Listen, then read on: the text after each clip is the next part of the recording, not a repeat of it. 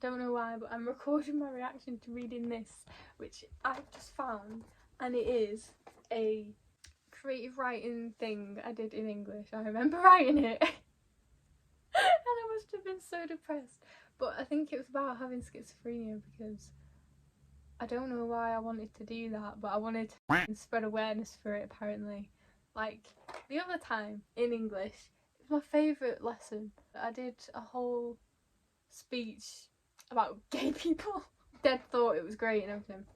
This is the most thing I've ever wrote, and I did it in school, and I showed this to my teacher, and because the legit thing, you had to use like, you know, proper words and oh.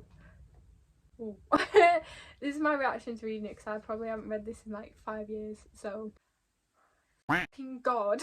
I found another thing that I wrote, a poem, whatever. Right, not the point of this video. I'm so nervous. Right. Silence. Finally, silence. Discouraging were the voices that once possessed my every vulnerable thought. Now they have finally been perished. I should have said something sooner. The desperation I have to go back cannot be expressed. So that is like the start, but it's also the end, because she had to do a start end the same. So that's the end too. Makes no sense. Darkness overwhelmed me. That's the first thing I can remember. Paralysed, I lay voiceless on my mournful bed that only just managed to support my weight. Ancient it was, decrepit, time-worn and pitiful. Shut up! Anyway, as I proceeded to get up, the bed grieved, for it felt it had no purpose. Stumbling, my apathetic feet slowly made their way to the mirror. I scrutinised my face, every insignificant freckle on my porcelain face, lips that were abandoned and only used for respiring, opaque eyes were lifeless, which correlated with my heart, that was now mutilated with the death of my girlfriend. What? Who? Kia? Like 15 years old. I wanted to make a game for some reason. This is me, by the way. This is me, apart from the schizophrenia, but mutely disintegrating. I witnessed her fatality. Fatality. That is not happening. My anemic face hasn't smiled since. Little did I know, this was only the beginning, and a much worse day was to come. For as soon as I glanced away from my perilous face, my ears were interjected with perverse voices, acting like I know what schizophrenia is. Don't. They said the most ghastly of things. I swear to God. Things my susceptible mind was left immorally defenceless against. What are you doing? You're so stupid. Get back in bed. Look at your ugly face. That's the voices. I had no idea where they emerged from, but I was so shaken I felt obligated to do as instructed. I got back into bed, sheltering my ears, desiring they would stop. I lingered in indistinct calignosity. What does that even mean? What does that even mean? I had a dictionary when I wrote this. Also, I found a calculator that got me through my GCSEs. That, and it still works. By the way, look at it. This thing got me through some tough time. Anyway, right, where was I? Yeah, calignosity. Until they whispered again. Sleep I could not, so instead, insomnia I gained. What the fuck? I cannot take this seriously. I swear I thought this was the bomb. Days turned into weeks that seemed like millions of prolonged years. They made me do inexpressible things. I guess I ever only did them because I was intimidated by them.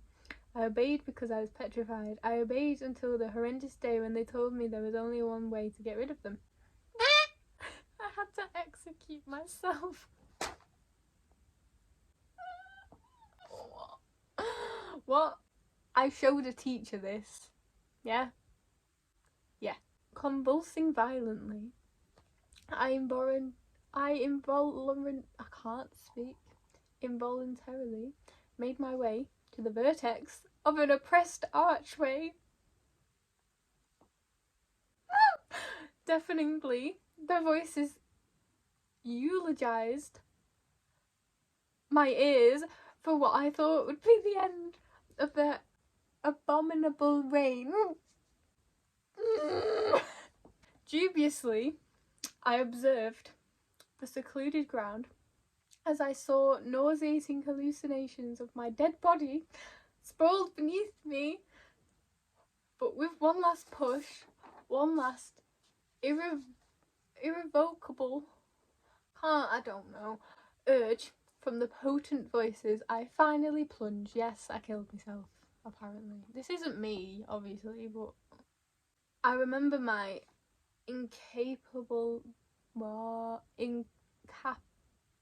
I actually don't know what that says. Just a note, I was actually meant to put it's not happening in the voice. It's incapacitates, but there's no T because I spelled it wrong. So that's why I'm having so much trouble trying to say it. I'm not dumb, I swear. Whatever, body cascading down to the ground, gravity deceiving me as my petrified eyes reached it. My innocent head struck the earth. I lay sprawled. Didn't I already use sprawl? I used two words of the same. You weren't allowed to do that. Yeah, I lay sprawled just as I had envisioned. Inanimate surged from my interior and seeped into the cracks.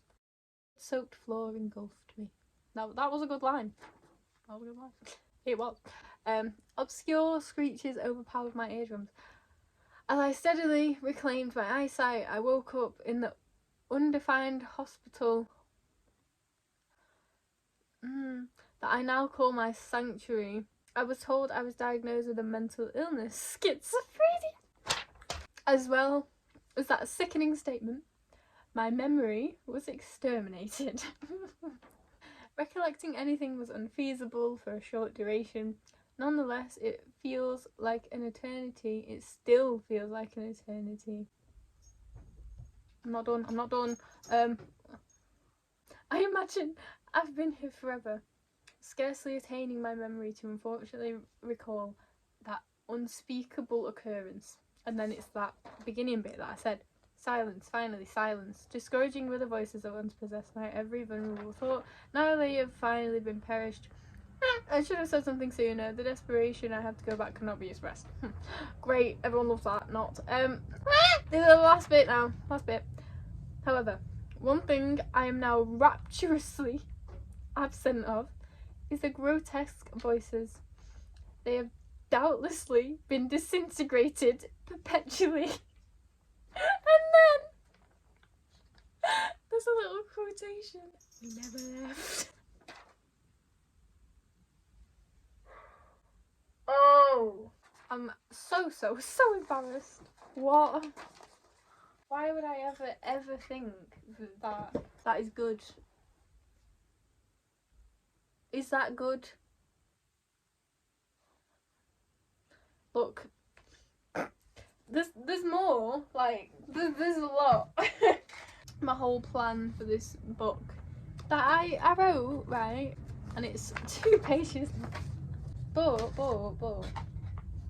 it's not bad. I think I was like,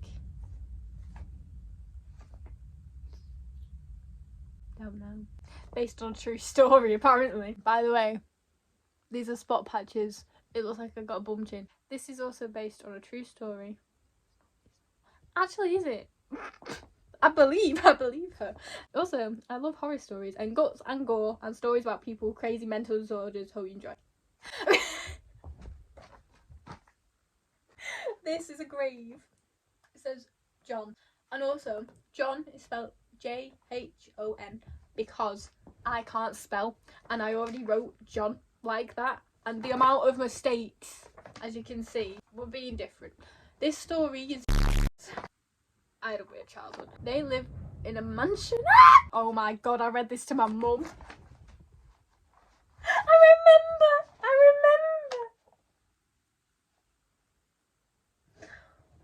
That's not normal. She killed him. I didn't know that I wrote that. Oh shit, yeah, he dies. This is a grave. It says John. I'm so stupid. I have ADHD. Anyway, right. I'm gonna leave now because that was way longer than I ever wanted it to be. I'm fine. There's loads of horror writers. I'm fine. I'm fine.